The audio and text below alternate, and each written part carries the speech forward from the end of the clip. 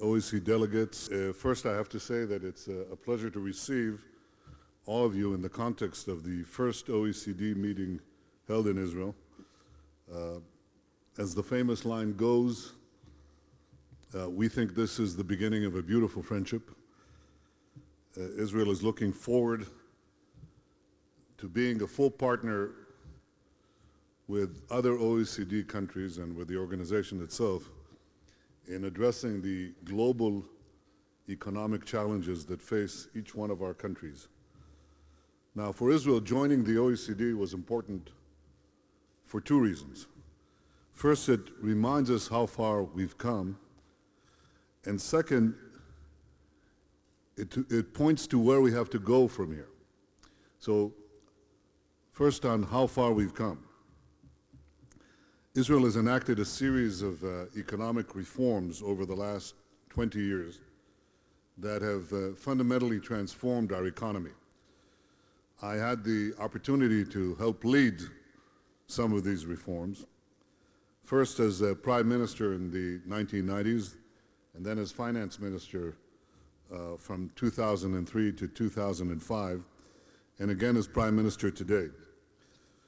We liberalized Israel's currency until 12 years ago. Israel was a fourth world country. You couldn't take more than I suppose I'll use Clint Eastwood's statement, you couldn't take more than a fistful of dollars out of the country, and if you came back and you had a fistful of dollars, you had to register it with the central bank. And you can imagine this was happening when Israel was producing the technology for transferring funds around the world, billions and billions of dollars at the flick of a computer. And at the same time, we were basically a very tightly controlled economy. So the first reform, and I don't mention it lightly, was freeing up our currency. We adopted a new fiscal policy that strictly controlled spending and dramatically cut taxes. We actually had a law that was in place as long as I was finance minister that actually reduced the government spending per capita for 3 years. Try that. That is not politically a very happy place to be. But we did this, including the overhauling of our welfare system. We privatized government monopolies. We reformed our capital markets and our pension system. I know that's a hot topic in some countries right now. But we raised our retirement age for men from 65 to 67, and for women from 60 to 64. I have not yet found a single voter who voted for me for enacting that reform. And now we're in the midst of a major land and building reform.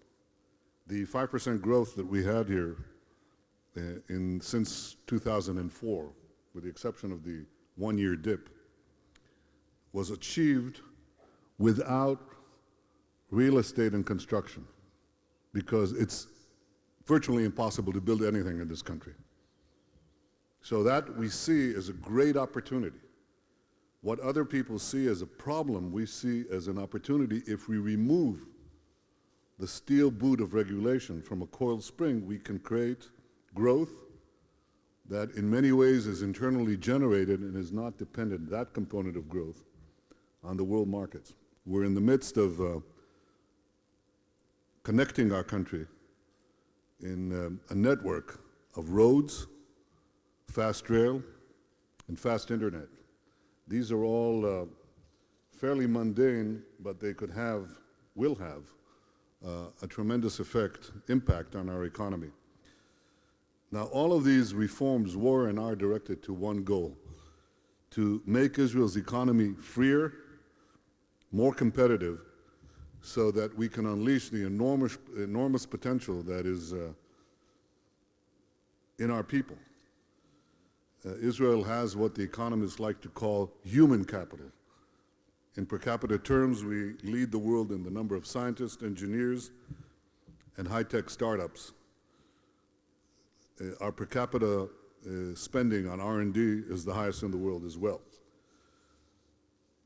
Now, such an entrepreneurial and dynamic workforce, I believe, will be decisive in the 21st century, because I think that the developed nations that will excel in the 21st century, once they pass the initial stage of development, are those that will produce the greatest concentration of conceptual products. And a country's ability to harness the brain power of its people will be the most important driver of prosperity in the coming decades and in this century. I think Israel is well poised to compete in the global market because we put a premium on brain power.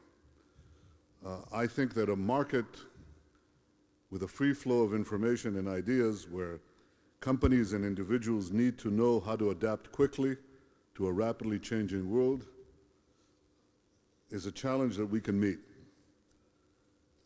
I think that the advantages that we have in the information age is also accompanied by a challenge to ensure an environment where information is protected, and this is something of importance to us, and it's something that is important to every free country in the world, because we pride ourselves, as do other free societies, on having free information. But this freedom comes also with great threats to our privacy and to our security. We have many Israeli companies that are addressing these twin challenges. They've excelled in developing software that protects information. But as the challenge of protecting information in a cyberspace become more and more complex, I know that Israeli companies will continue to develop cutting-edge technologies. This is not just a problem of individuals. It is first a problem of an individual. If somebody penetrates into your space in a social network, and I think there's some represented here. Is Facebook here? Google? All of them. This is not just a problem for the individuals as customers or as citizens. It's a problem for the country. And it's a problem also on the international level. If somebody breaks into your bank account, it's your problem. But it's also the national economy's problem. And it's also the international banking system's problem and the international community's problem in general. Now we'll have to adopt measures to protect our societies, to protect our individuals, but also to protect our societies. Protecting the individual is part of that national and international guarding of freedom. But countries will also have to take special efforts to protect key industries. For example, banking, power, utilities. The capacity to threaten individual security and privacy also threatens vital national and international interests. And I believe that in the 21st century, cyberspace security is an absolutely critical component of the security of free societies. So this is a huge challenge, and it's one that I know you're addressing in one of its most important dimensions, maybe in its most fundamental building block. But this will occupy us more and more as technology moves forward and as the challenges mount and multiply. The challenge that we face is not merely technological, not in this country and not around the world. We have to adopt new standards and new regulations, and I'm sure we're up to it. There will be a period of dislocation. This always happens with the entry of new technologies into our world. But on the whole, we're moving to a better future. This future will require better education. I think a more woven populace that has the ability to give each child, each citizen, the ability to be part of it and not to be left on the sidelines. And I have no doubt that in these vital areas, many others, we have a lot to learn from each other.